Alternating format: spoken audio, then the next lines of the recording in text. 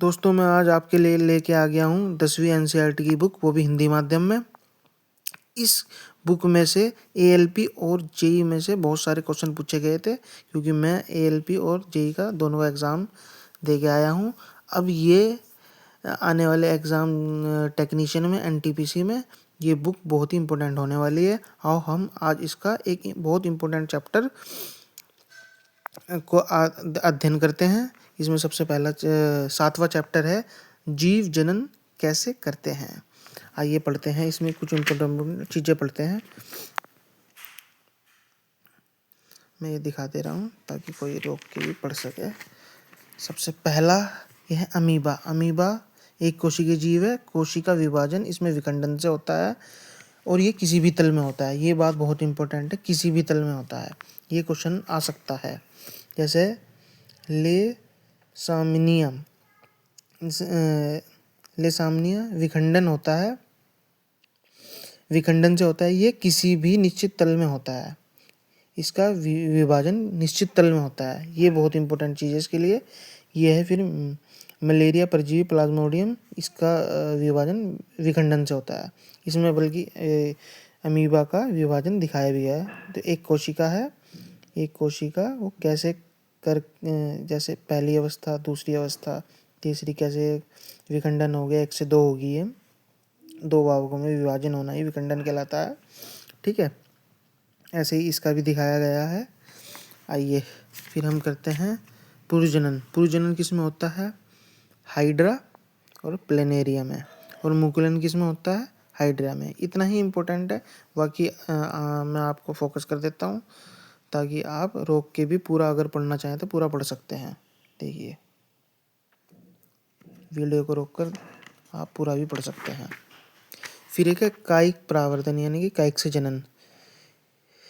इसमें जैसे गन्ने को काट के उसकी पोरी लगा कर उसे कर सकते हैं। गुलाब का, ऐसे गुलाब की कमल का लगा कर कमल से कर सकते हैं। मतलब कि अंगूर हो गया, जैसे पत्थर चट्टा हो गया, ब्रायोफाइलम हो गया, इस टाइप से। जैसे इसमें है ये। अब इसका लैंगिक जनन है। लैंगिक जनन के बारे में ये मैं दिखा देता हूँ, आप पूरा भी पढ़ सकते हैं। इसमें देखो जैसे लिखा हुआ है, हम जनन की उस विधि से भी परिचित हैं जिसमें नई संतान उत्पत्ति हेतु 2 विशिष्ट एकल जीवों की भागीदारी होती है। न तो एकल बैल बच्चा पैदा कर सकता है और न ही एकल मुर्गा से एक चूजे उत्पन्न हो सकते हैं। ऐसे जीवों में नवीन संतति उत्पन्न करने हेतु नर व मादा दोनों लिंगों की आवश्यकता होती है। इस लैंगिक जनन की सार्थकता क्या है? क्या अलैंगिक जनन की कुछ सीमाएं हैं? निम्नलिखित चर्चा हम इसके ऊपर कर चुके हैं। यह है इसमें जो जैसे ये इम्पोर्टेंट है सबसे वाला, पुष्पी पौधे में लैंगिक जनन।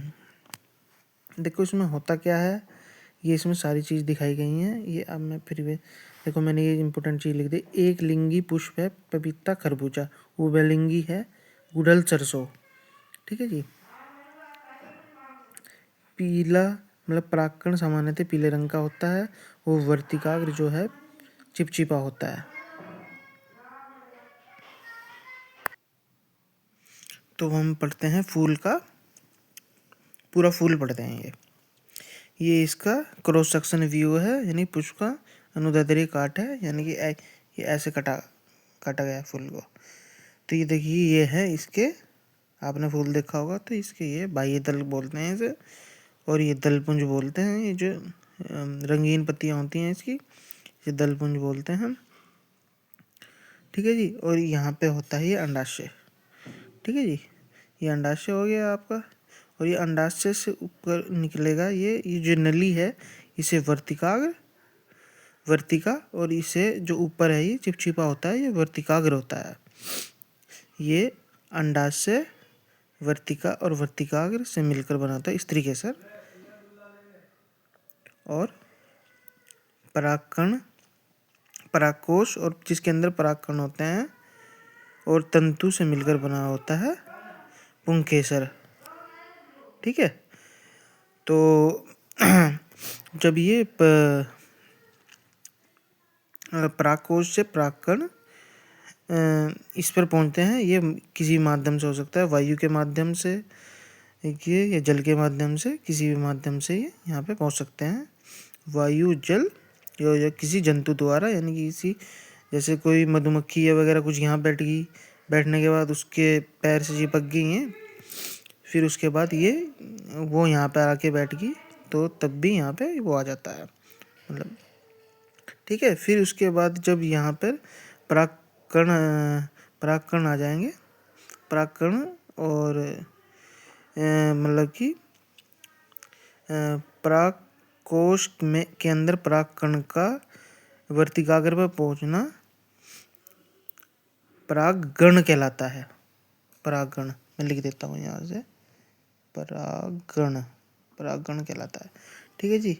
तो ये परागकण यहाँ से निकलेगा और यहाँ पे, और तो यहाँ पे क्या होगा, आपका फर्टिलाइजेशन होगा, यानी कि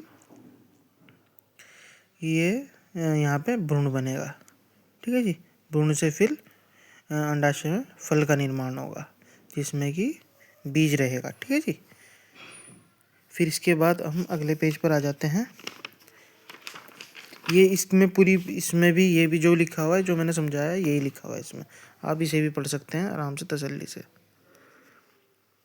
ठीक है। ये हो गया हमारे, ये हो गया सब।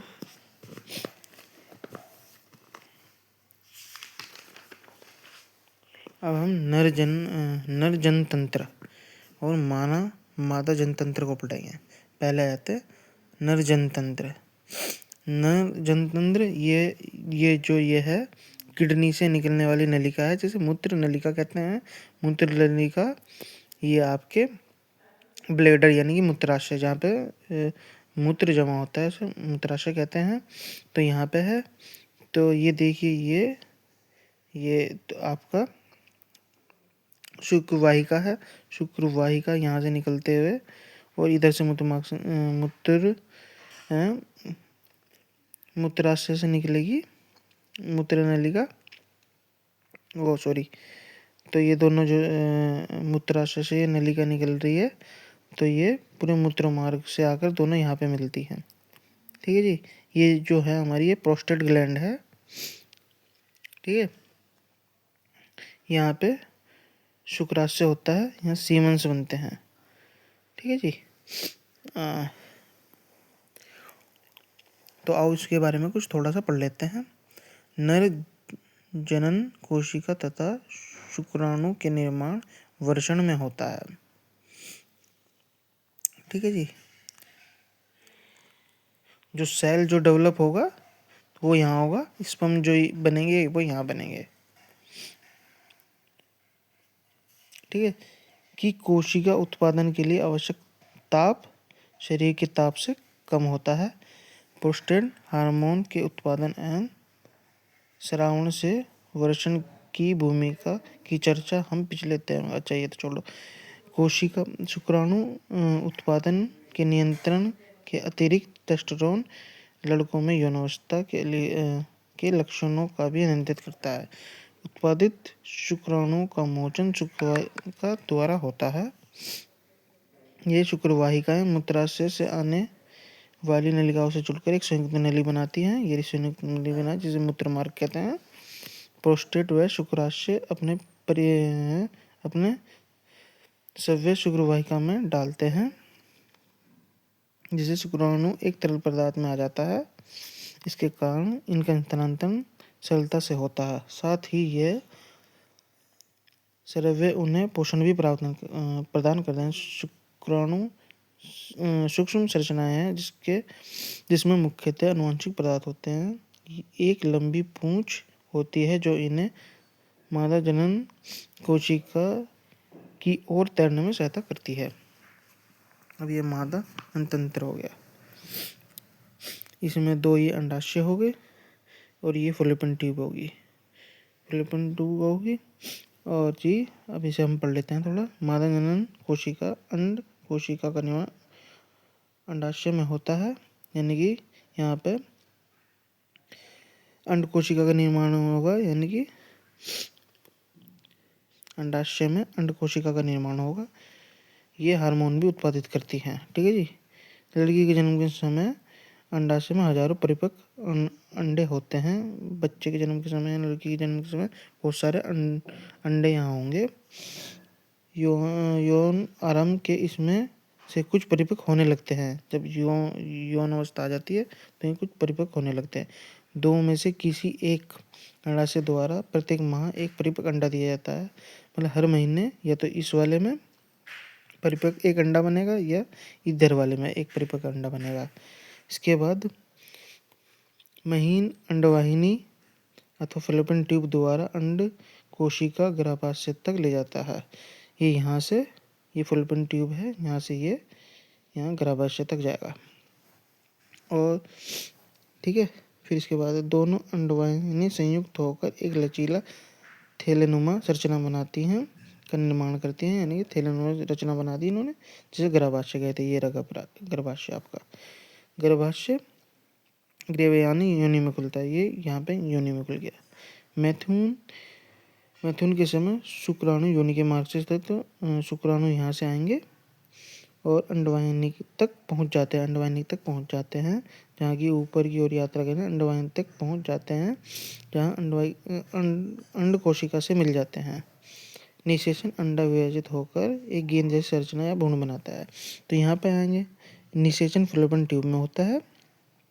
यहाँ पे फर्टिलाइजेशन हो जाएगा, फिर ये यहाँ पे आके इम्प्लांटेशन हो जाता है इसका भ्रूण का। यहाँ पे विकसित होने लगता है। जो विकसित जो भ्रूण को जो उसका भोजन मिलता है वो प्लेसेंटा से मिलता है। इसमें दिया होगा आगे। भ्रूण गर्भाशय में स्थापित हो जाता है, जहाँ से यह लगातार विभाजित होकर वृद्धि करता है। माँ का शरीर गर्भाशय एवं उसके विकास के लिए विशेष रूप से अनुकूलित होता है।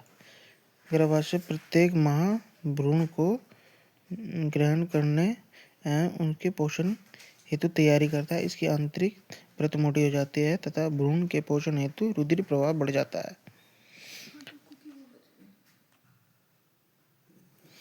भ्रूण को माँ के रुधिर से ही पोषण मिलता है, जिसे प्लेसेंटा कहते हैं। ये मैं पहले ही बता चुका।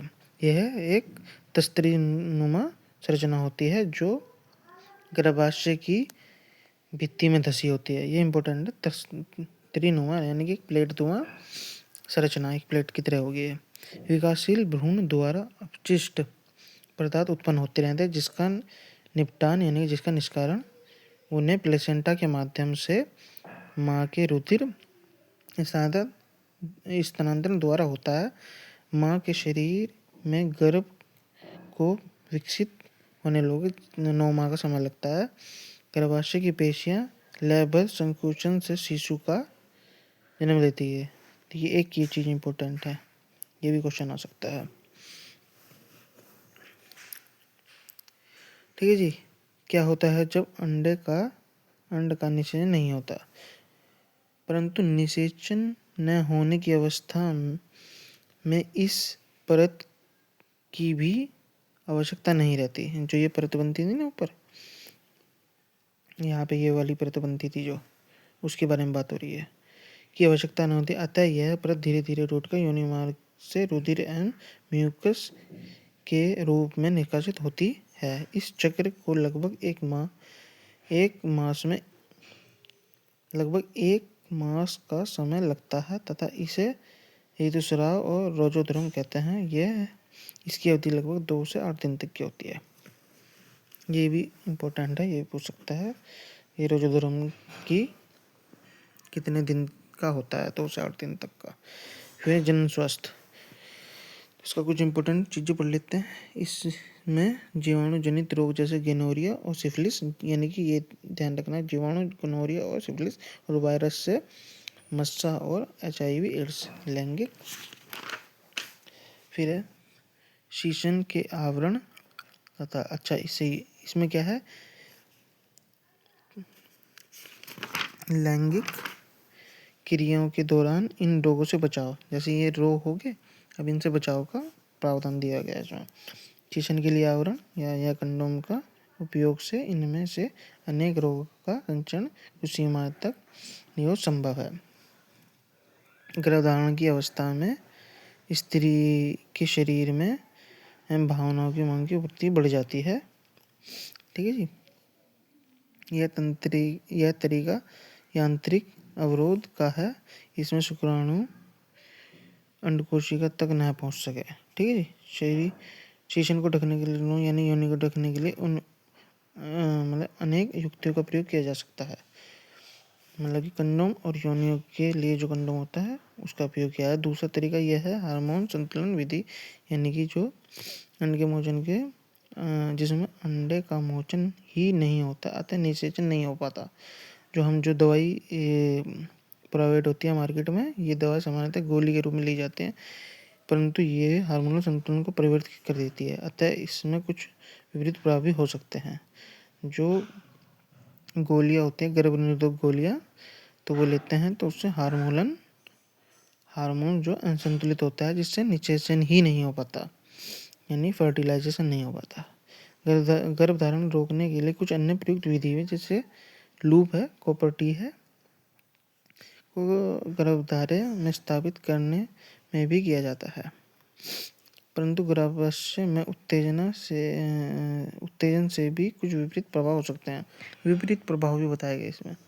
यदि पुरुषों की शुक्रवाहिका को अवरोध करके, यानी कि और ये स्त्री की अंडवाहिनी को फैलोपियन ट्यूब को अवरोध किया जाता है। यहाँ से भी हो सकता है, जैसे यहाँ से मतलब कि जहाँ से भी काटते होंगे डॉक्टर, वो डॉक्टर को पता होगा। यहाँ से भी हम नसबंदी कर सकते हैं, और यहाँ से भी ये स्त्री वाले भाग में यहाँ से भी इसे काट सकते हैं, ताकि यहाँ से अंडा ना आए और यहाँ से शुक्राणु ना पहुँच सके, तो हम ये भी कर सकते हैं। थैंक यू दोस्तों, ये सब चैप्टर ख़त्म हो चुका है, इतना ही इम्पोर्टेंट है इसमें।